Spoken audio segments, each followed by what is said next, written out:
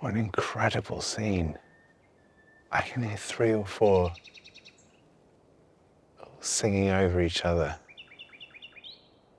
Can I just say a little bit about just keeping our voices as hushed as possible, because we're going to get really close and it's very easy to scare them.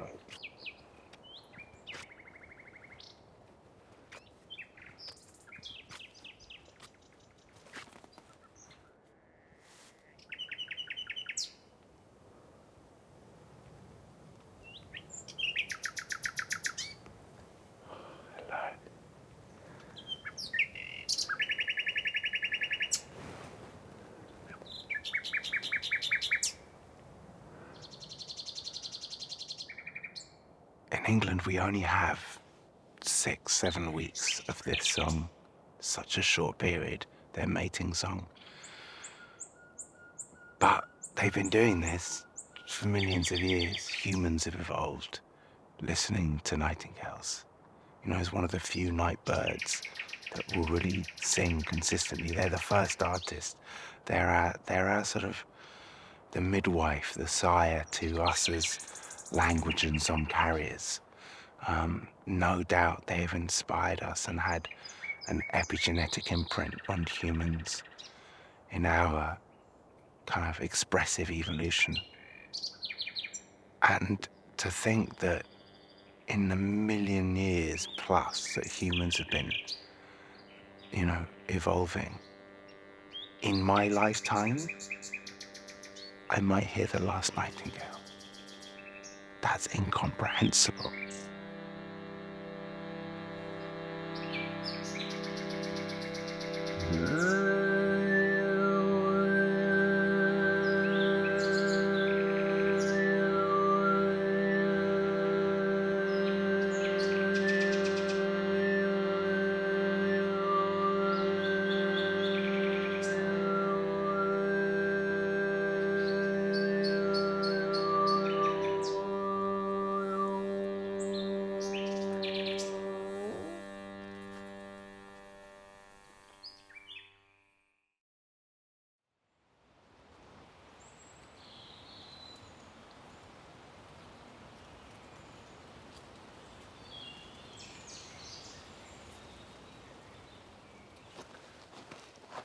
This is my springtime home, these woods, and I get to live in them, spending the nights singing with the nightingales.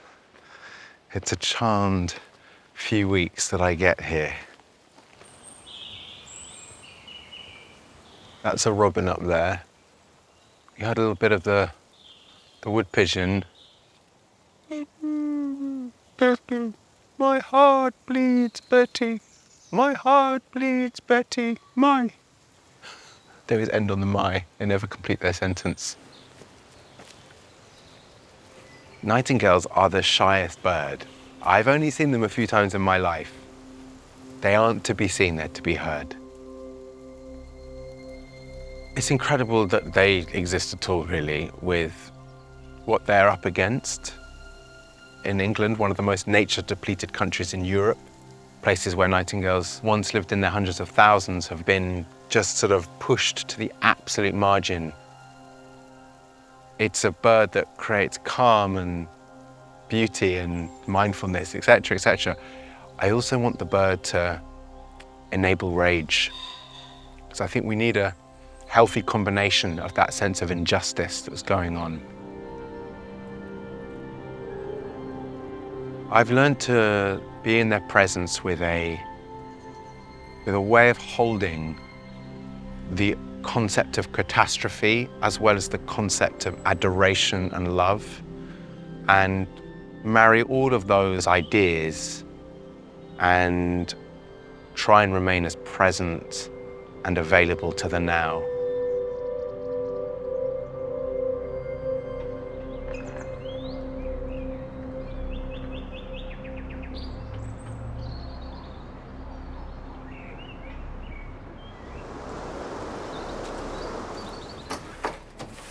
Mr. K!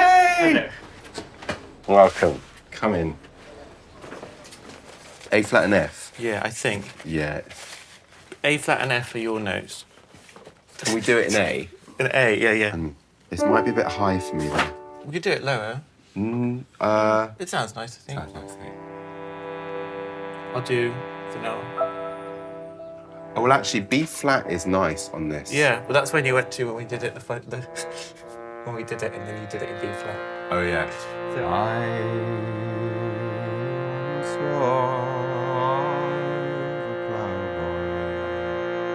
So much of my journey as an artist and as a nature lover has been about finding my own sense of stillness.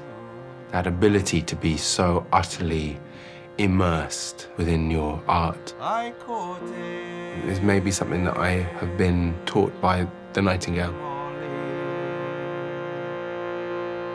As I fall alone. I always call myself a folk singer, but I'm a traditional singer.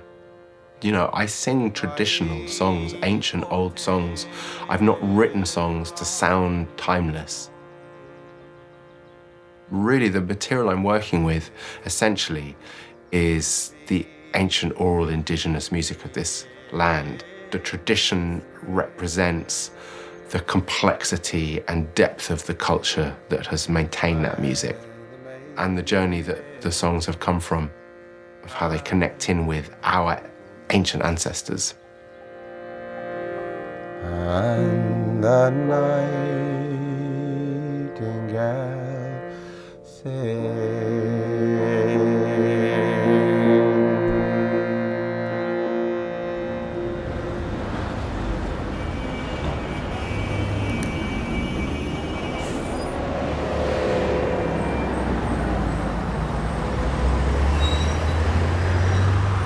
London's an amazing place to have as a home, and the eras that I lived through, born in the 80s. Lucky to be in a neighborhood that was very diverse, very vibrant. So I got a real kind of sense of all the different personalities that, you know, a city like this could hold. My school that I went to was a bit of a train ride, and it was actually surrounded by fields and stuff. And every moment I was out of the classroom, I would be wandering and exploring. So since I was a little kid, I've always come here looking for mushrooms, summer onwards. It's not bad fungi here, actually. Kids are cruel, right? You know, schools are not happy places for a lot of kids. You know, I was an easy victim. I was a soft, kind of whimsical kid who was overly sensitive to everything. I think that might be chicken of the woods as well. Wow, look at these! These little strips of fresh, fungy chicken breast. They are absolutely delicious. Nature taught me a lot about how to survive as a kid. You know, I found my ability to listen deeply, to not be trying to fit in. And I just became a listener and an observer.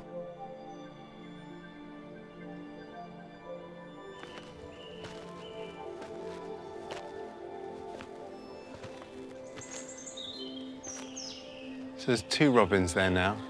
They sort of make room for each other to sing. No one overwhelms the other. Robin, song thrush. Robin, song thrush. So they really they honor each other's space and song. But, you know, I have grown in relationship to these trees as much as these trees have grown in relationship to each other. It's one of the few places in the world I always know where I am. It's like maps of nights and days and afternoons and adventures here. It's a reservoir of memories. So this is the beanstalk. And the beanstalk is the best kept secret in the whole of Hampstead Heath. It's an enormous beech tree that has multiple different stems that you can climb up. Hello, old friend. Whenever I got into trouble with some kids and was like, you know, had to run, which was quite a lot, And if I could get to this beech tree, there was a low branch that I could run and leap onto and pull myself up. I'd have a very wonky nose by now if it wasn't for that tree. A place like this has no judgment. It asks no questions of you. And all the emotional suppression and frustration and rage that I had to the world around me and the inability to fit in, it just receives. A space like this, spaces like the Nightingales, the enchanting, magical realms that I am constantly seeking out and trying to, initiate or invite. This was the first place that I learned about that.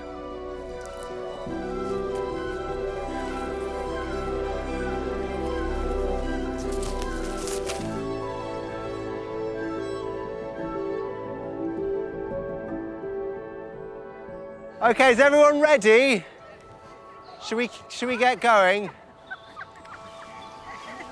All my artistic life, I've been seeking ways to tell a story of the land and the sense of joy and interaction that we can have with it.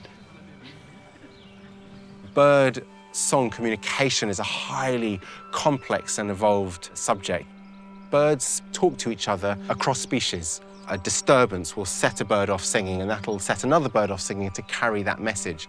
And I've been with very sharp-eared interpreters, and they've been able to say 300 yards over there, female fox, and 20 minutes later, a female fox will appear. And you can interpret to the level of what gender and also what that fox is doing. Historically, our ancestors would have been able to just know over long distances what species were moving, where the deer were, where herds were, what the activity was like. They would listen into the land and hear it in birdsong. We don't have that same level of interpretation that we once did. At what point did we stop hearing nightingale, stop knowing that's a nightingale over there? By nature of them being a bird that lives across Europe and also migrates means that there's something that's held within them, this kind of dual citizenship.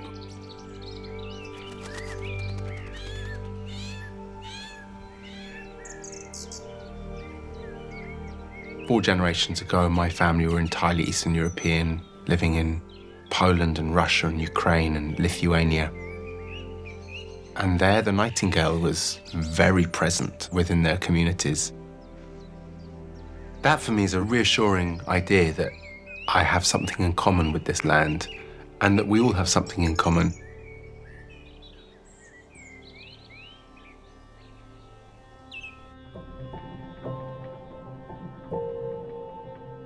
When I was growing up, I didn't hear folk song at home. I didn't hear it on the charts. I didn't hear it, on the radio. I was a pop kid like anyone else. I was a huge Michael Jackson fan. Michael Jackson taught me, a lot of moves and how to use my body, released me in that sense. When I was a little bit older and I went to art school and I used to go and do burlesque, it was a way of paying my tuition fees and my rent because I got gigs dancing. And I suddenly had a career as a dancer. I somehow found myself in a burlesque show that got into the West End. It was a bit of nonsense, but it was wonderful. And while I was in the dressing room getting ready to go on stage before my piece, I was hiding under the dressing room table with my headphones and I had discovered folk music. And I was learning folk songs and I scrapped all the rock and roll and blues and soul and jazz that I was listening to and just went into a realm of archival British folk song and had this obsession to learn every one of the songs. Like they couldn't exist just on a CD that I had them on. They had to be inside me.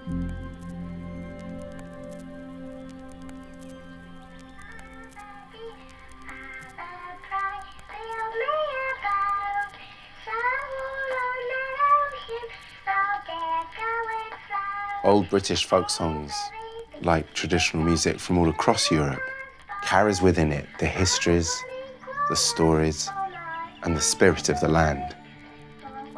The songs that came from there are deeply entwined with bird song and our ancestral relationships with place and all that exists there. And the people who carried these songs, the Scottish and Irish travellers and many others, have always lived close to the earth, holding that traditional knowledge and honouring this relationship by keeping these songs alive. There are still people who remember the times of the old ways, the old way of life, living on the land, and have inherited thus a completely different relationship with the land than we have now, and also with the songs. But these communities have been devalued, have been marginalised and pushed to the edges of society. And so their songs and the centuries of relationship held within this land are like the nightingale, disappearing. The academics will all say that everything I believe is fantastical and my own interpretation, but I'm deeply trusting that folk songs act as a map often for our emotional as well as physical understanding of the landscape. So when I listen to folk song, and especially when I sing, I feel that ancestral relationship to this land. The memories, the stories, they come alive, they come into being.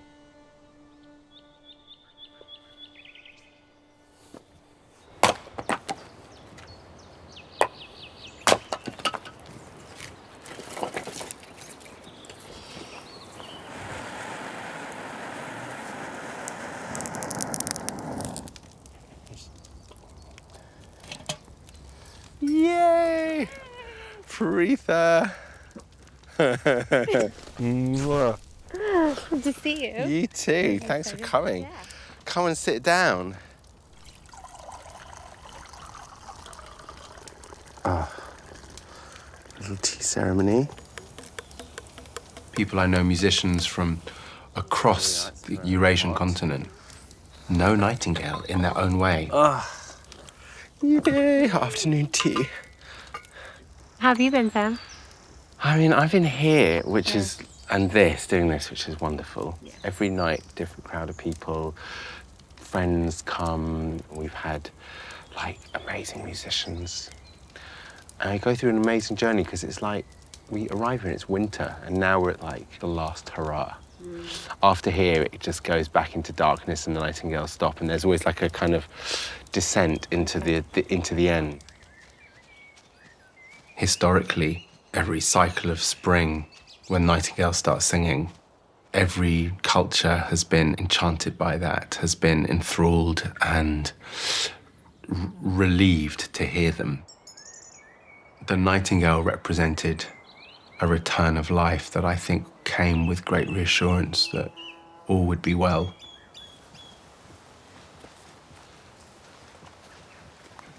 So you'll have to tell me about this tune, because I did listen to it, but, you know, we can think about how to put it together.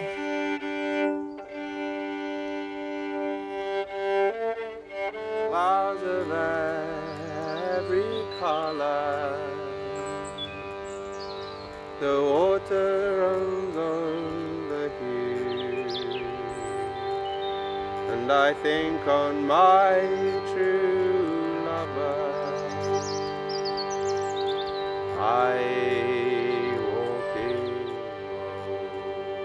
So this is Stanley Robertson. This is my teacher, and this is his kind of first beginning of his teachings to me of how to do the songs. There he is, drinking the song in with his hands. I'm holding the vial that he gave me to drink from every time I learn one of the ballads. Lonely night comes on.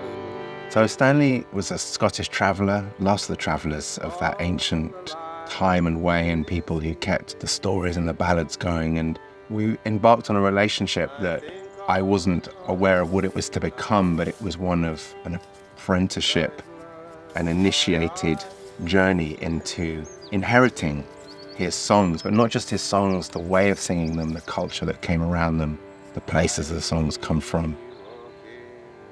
The teaching that I received from him was about embodiment of this very ancient line of English language ballads.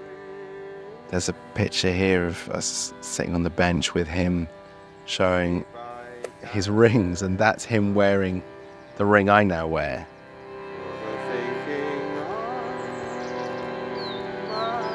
When I was just beginning to sing, it was right at that time in my journey that I met Stanley. And he set me off in the direction that was about the spirit with which one sings. All the other singers I'd ever heard were doing it for record sales and fame and love and money. None of that was of interest to Stanley. He was singing because it was who he was, and it was a representation of his place in the world. He'd been taught was that the songs weren't inside you, they were all around you. And when you go to sing a song, the first thing you do is you breathe the ballad in, and you take a deep breath. And in that moment, as you're preparing to sing, you're tuning in to the songs that are all around us. And by activating the song, you also activate the ancestors, that they suddenly become present, like these ghostly figures whose faces kind of appear around you in the circle. And they're listening and they're watching, they're holding you to account. And what you're evoking is the Maisi. And that is that quality of spiritual connection.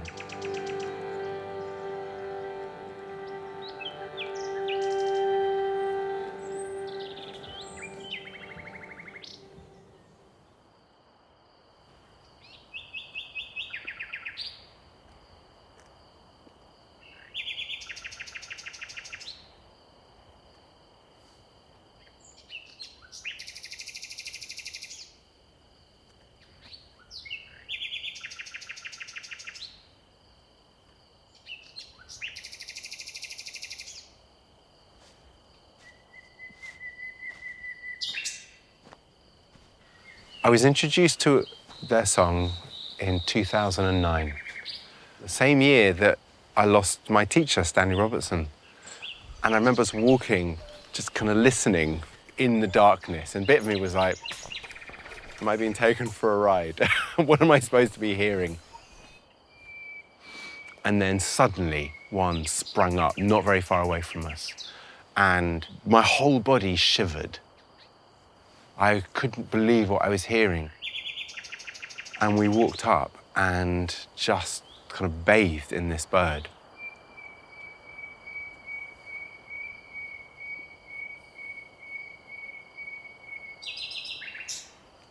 And I'm still quite regularly feeling that same sensation when I hear a nightingale of just, why are we the only people here?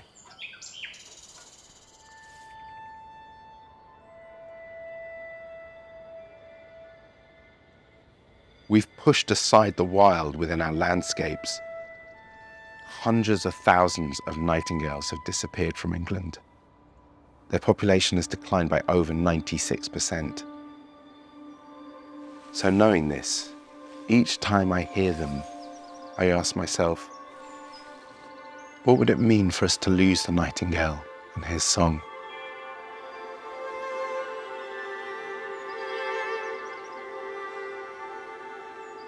The vocabulary of a graveyard on the writings on these tombstones is so similar to a lot of the words that I use when speaking about nature.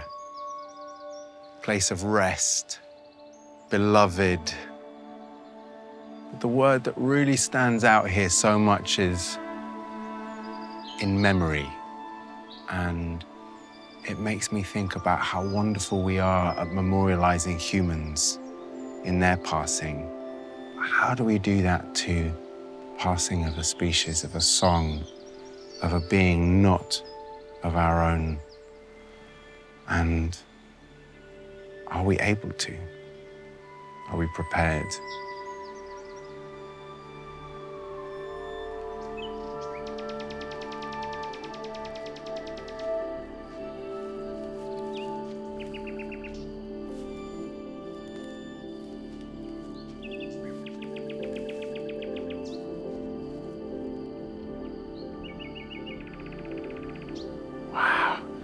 song's carrying really well tonight. The sound travels so accurately, you can hear a really definitive origin. It doesn't kind of come at you wafting ambiguously.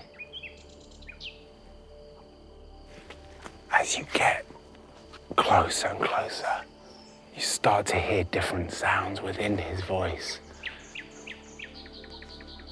And your ears start to pick up on the real vibrations. So I had been a listener to Nightingales all these years. There's no question of me singing with them. That would have been crazy. But I had this idea that I'd play a song with the bird and see what would happen.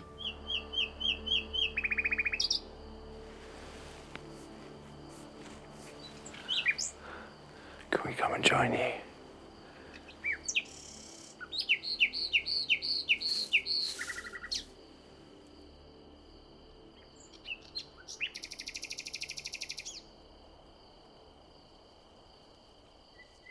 I sat there and we listened to the bird.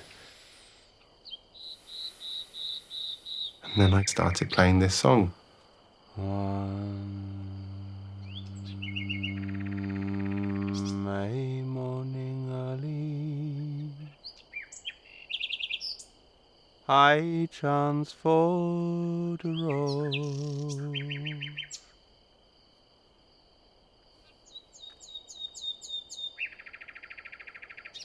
As I walk through those valleys by the side of a grove. This extraordinary response came from the nightingale. He didn't stop singing. He sang harder and louder.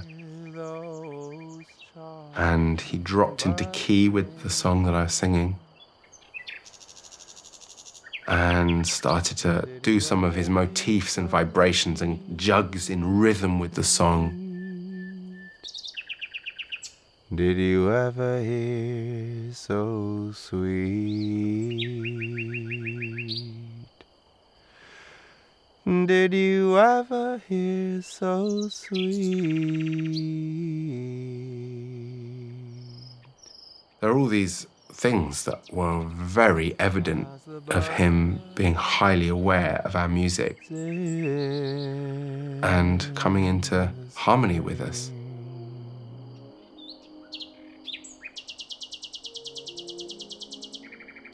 I was completely blown away. It's just like, couldn't believe what I was hearing. As I sat myself down to view. While I was doing this, I was transported once again by this bird into a whole other world. There was musical vocabulary that we shared. Suddenly, there we are, in collaboration and full awareness of one another. He was willing to come and honor my song as much as I was trying to honor his song. It was mind-blowing. His notes were so charming, his voice so sincere. No music, no song style can with him compare.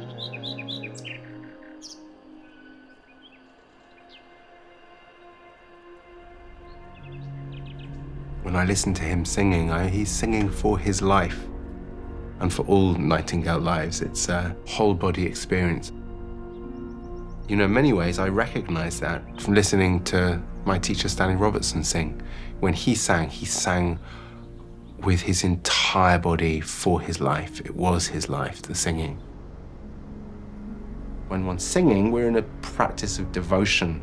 And if you're singing a song that's from the land locally and it's about the land locally, it just kind of parts the turf and allows you to kind of walk a lot deeper in the landscape and feel a greater resonance, a vibration with where you are. That's how I perceive the Nightingale song. I love this idea that the nightingales always return to the same tree from when they were born. Lineage of nightingales might have been returning to that same bush for hundreds and thousands of years. An unbroken oral relationship that penetrates into the land. The land will hold memory regardless of whether there are people there. So by inviting people to come and listen to us sing with nightingales, I'm creating a space where they can also return to that wild home and remember their ancestral connection to the land. These words were composed by Spencer the Rover,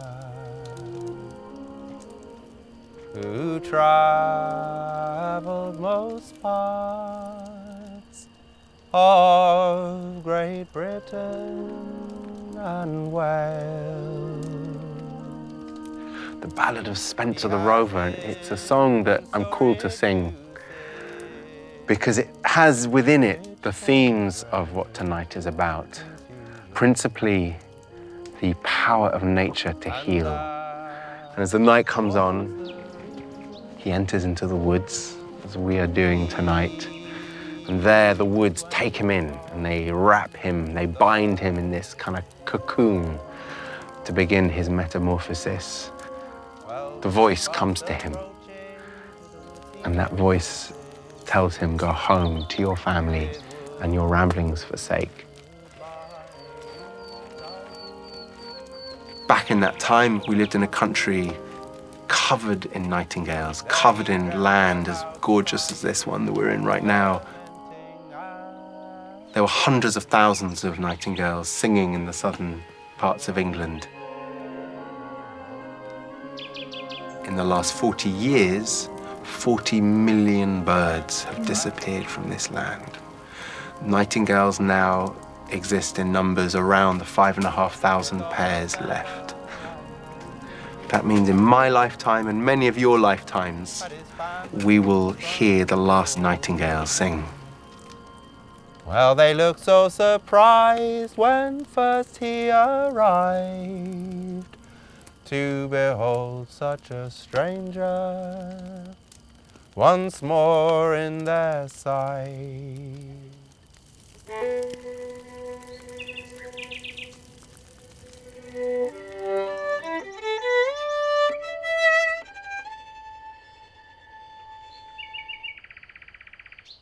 The idea that one would walk at night, that we would be in community, in collectively with strangers in silence, that we go right up to a wild bird and make music with them. I take a lot of joy expressively showing people that there is a more vulnerable way of being in the world.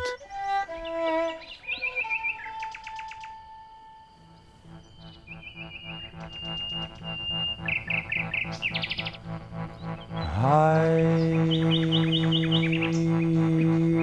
thought he was an angel bright,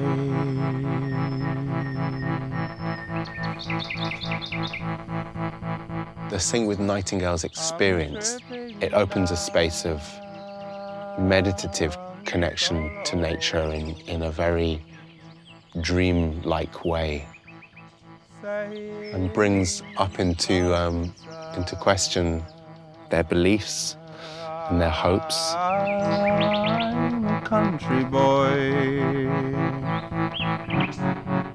I think first and foremost, we have to challenge our own memory, our own forgetfulness, our ancestral memories, and react in the way that our ancestors have done so, with a sense of joy and all the association that this bird brings. Not ever my eyes did spy. I, as an artist and as a believer in the arts, as the first line in defense, think I'm bit by bit trying to just unlock a little bit of every person's heart. down by the turnyard side. Sometimes I wonder whether my little campaign to save the nightingale, to save his song, is foolish in the wider sense, and maybe actually I should be fighting the bigger battle. Mostly, my battle is against apathy. You can't lament the loss of nightingales if we don't know what nightingale is, or who Nightingale is.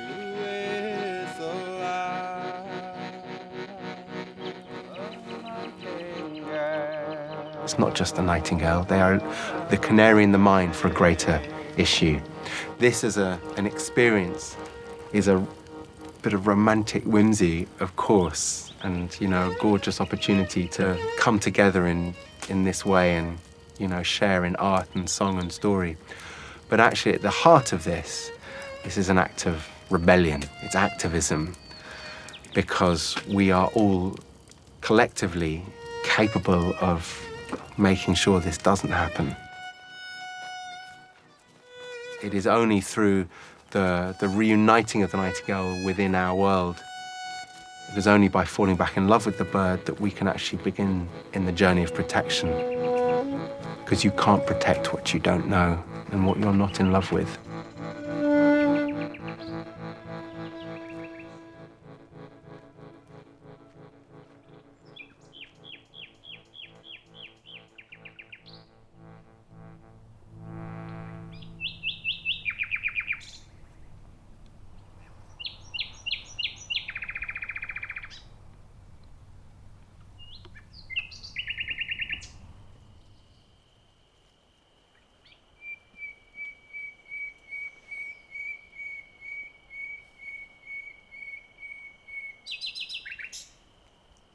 For the moon shone on my bed last night. No rest that could I find. For the thinking on my bonny boy, that boy I left behind. For if he was here as I love dear, I go to my bed and I'd sleep, but instead of sleep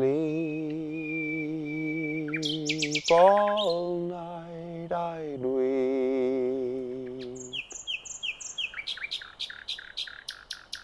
And many's the tear I've shed